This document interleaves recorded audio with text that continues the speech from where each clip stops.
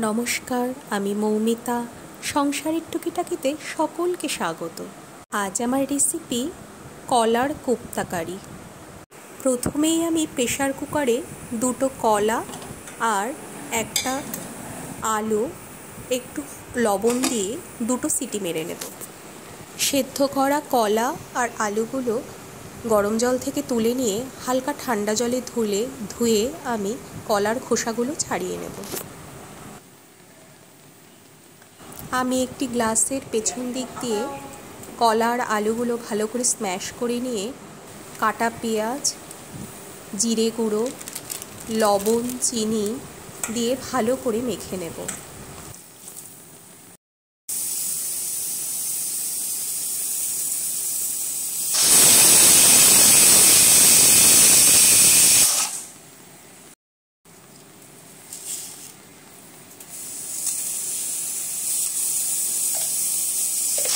এর মধ্যে আমি 1 চামচ মতো বাড়িতে তৈরি ভাজা মশলা অ্যাড করব।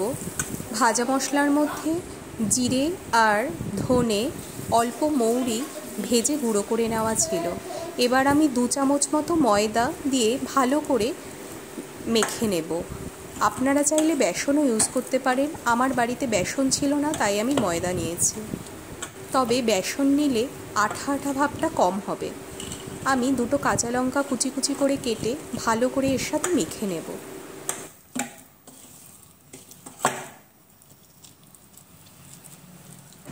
কড়াইতে সাদা তেল দিয়ে তেল গরম হলে আমি একটি চামচের সাহায্যে অল্প অল্প করে ব্যাটার থেকে কিছু কিছু অংশ তুলে বড়ার আকারে গড়ে নেব।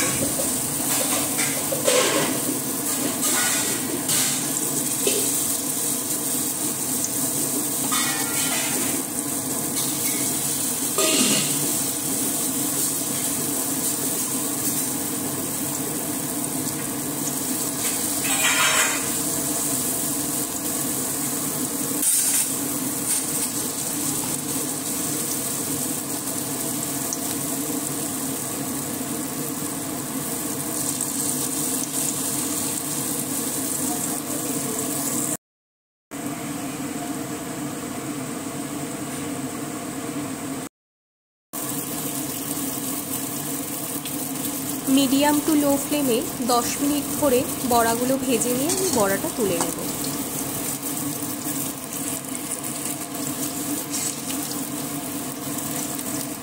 আমার রান্নায় এতটা তেল প্রয়োজন হবে না বলে আমি অর্ধেক তেল তুলে আলাদা করে নেব।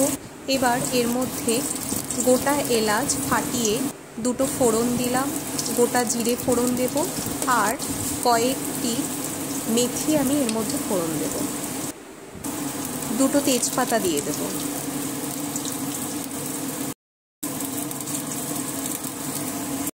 বাটা মশলার জন্য আমার প্রয়োজন হবে কয়েক টুকরো রসুন, কয়েক টুকরো আদা, কাঁচা লঙ্কা আর অর্ধেক পেঁয়াজ। আমি ভালো করে বেটে এই গরম তেলের মধ্যে বাটা মশলাটা দিয়ে দেব এবং ভালো করে কষিয়ে নেব।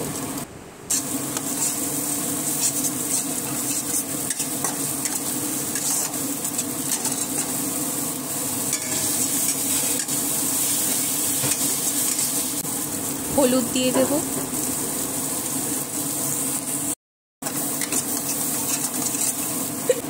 2-3 টুকরো টমেটো আমি এর মধ্যে দিয়ে দেব।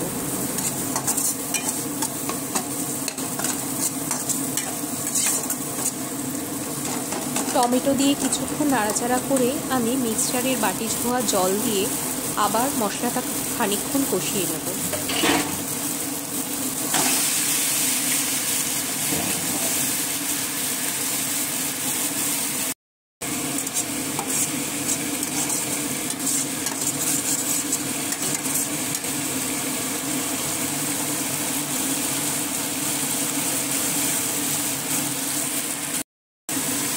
মশলা থেকে তেল ছেড়ে আসলে আমি 2 চামচ টক দই এর মধ্যে অ্যাড করব।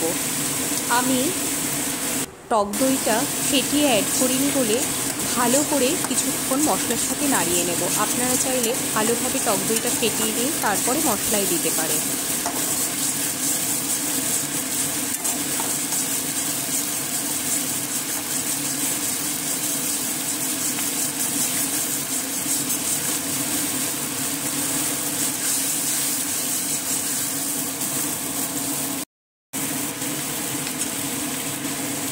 স্বাদ মতো চিনি দিয়ে দেব।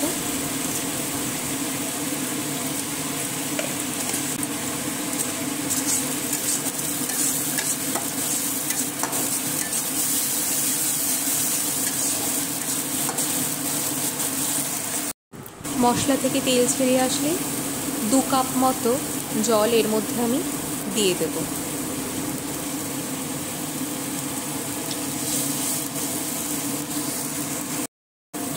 জল ফুটে উঠলে আমি ভেজে রাখা বড়াগুলো এর মধ্যে একে একে দিয়ে দেব। আমি বড়াগুলো দিয়ে কিছুক্ষণ ফুটিয়ে নিয়ে ঢাকা দিয়ে 3 মিনিট থেকে 4 মিনিটের বেশি বড়াগুলো ফোটাবো না।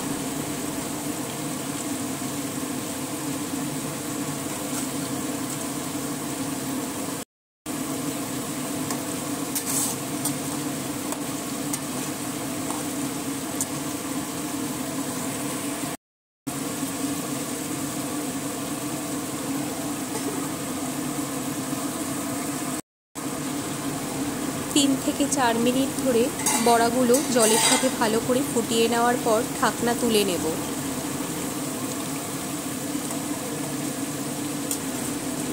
আলতো হাতে খানিকটা নাড়িয়ে নিয়ে আমি এর মধ্যে 1 চামচ মতো ঘি অ্যাড করে দেবো। 1 মিনিট মতো ফুটিয়ে নামিয়ে গরম গরম পরিবেশন করুন কলার কোপ্তা কারি। আশা করি প্রত্যেকের এই রেসিপিটি খুবই ভালো লাগবে। গরম ভাতের সাথে এই রেসিপিটি একেবারে জমে যাবে। নমস্কার, ভালো থাকবেন।